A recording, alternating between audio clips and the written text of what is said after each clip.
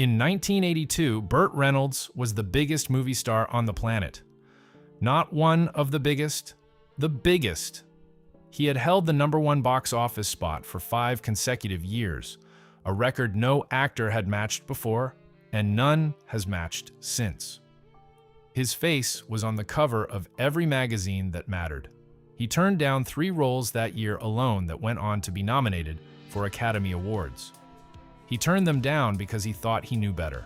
He was wrong every single time. That is not a tragedy arc. It is not a cautionary tale dressed up in Hollywood clothes. It is something stranger and more specific.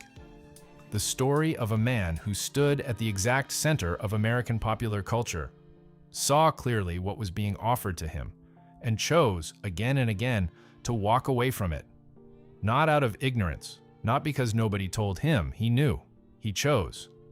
And the choosing cost him everything he thought he was protecting. Burt Reynolds, in 1977, was not a movie star who got lucky. He had built something deliberate.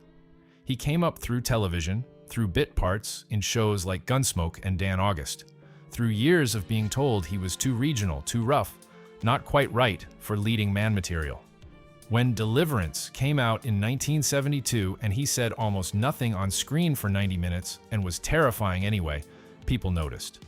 John Boorman noticed. Critics noticed. And Reynolds noticed that he had done something real, something that came from a place deeper than charm. He filed it away. Then Smokey and the Bandit happened in 1977, and it made $80 million on a $5 million budget, and suddenly, Burt Reynolds was a different kind of star.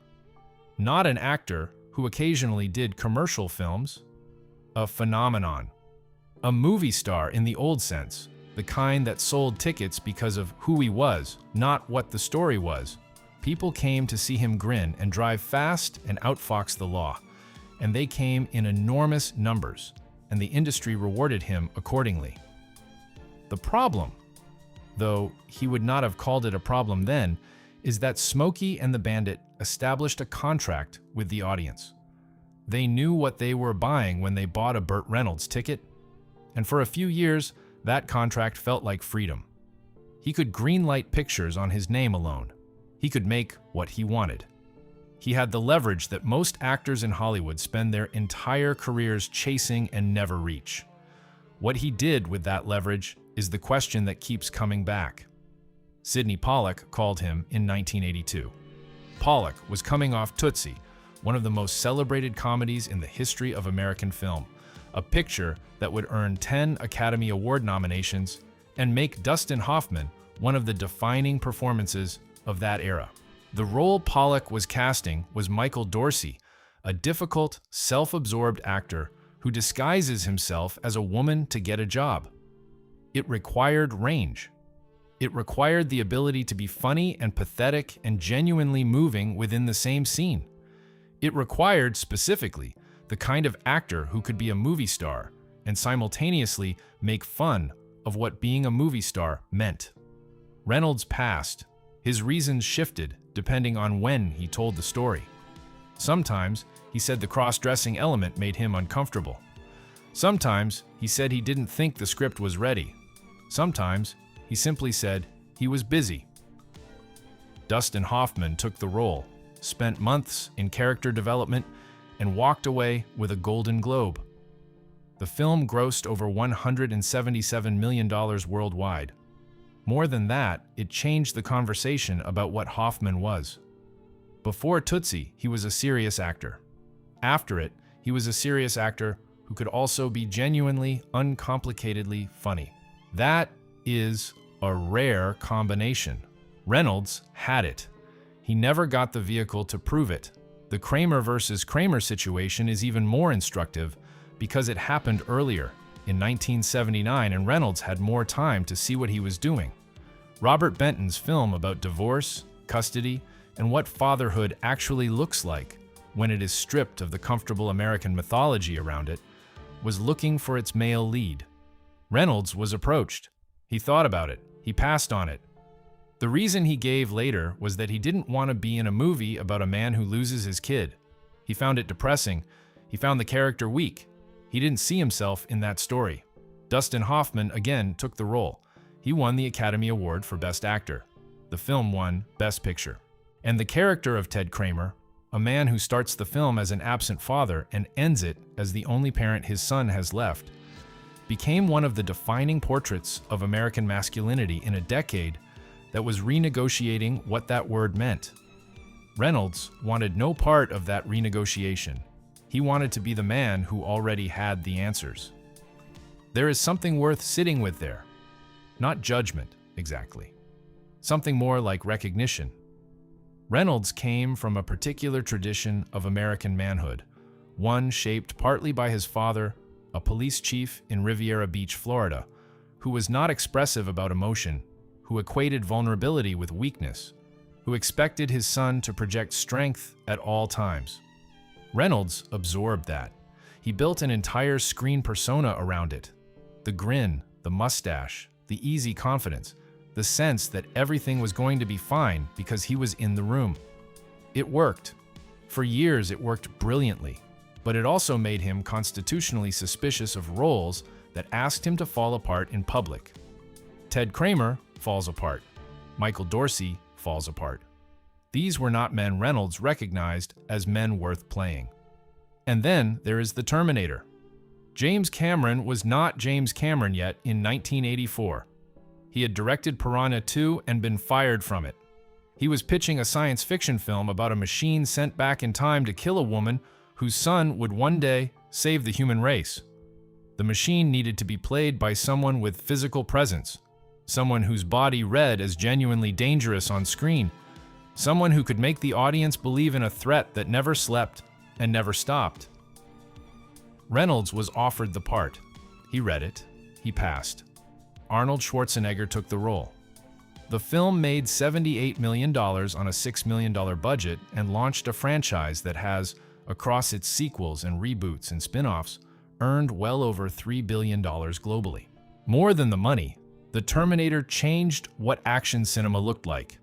It was tight and mechanical and frightening in a way that the loose, comedic, good old boy action films Reynolds was making at the same time simply were not. Cameron was operating in a completely different register, and Reynolds, who could have been there, wasn't. The reasons he gave for passing on the Terminator were almost identical to the reasons he gave for everything else he turned down. It didn't feel right. He was busy. He had other commitments. The script wasn't quite there. These explanations are not lies, exactly. They reflect something real about how he processed decisions. But they also reveal the central problem, which is that Reynolds, in his peak years, had surrounded himself with people who confirmed what he already believed. His production company, his management, his collaborators, they all operated within the logic of what Burt Reynolds already was, not what he might become. The machine was optimized for maintaining the phenomenon, not for transforming it. There were moments when he saw the gap. He has said in interviews that turning down One Flew Over the Cuckoo's Nest is the decision he regrets most. Though the timeline on this one is contested, the role ultimately went to Jack Nicholson in 1975, before Reynolds' peak commercial period. And whether he was formally offered it or simply aware of the project depends on whose account you accept. What is not contested is that Reynolds watched Nicholson's performance and understood immediately that something had been possible that he had not reached for. The character of Randall McMurphy, a man of enormous vital energy who is systematically crushed by an institution that cannot tolerate his aliveness, would have fit Reynolds like a second skin. Nicholson made it one of the great screen performances of the 20th century. Reynolds made WW and the Dixie Dance Kings. The mathematics of this period are almost painful to look at directly. Between 1978 and 1982, Reynolds turned down roles that went on to collect 12 Academy Award nominations and 4 wins. He was nominated himself once, not in this period, but years later, for Boogie Nights in 1997, when Paul Thomas Anderson cast him against type as a fading pornographic film director who treats his performers like surrogate children. Reynolds was magnificent in it. The nomination came 20 years after he had been the most powerful man in Hollywood.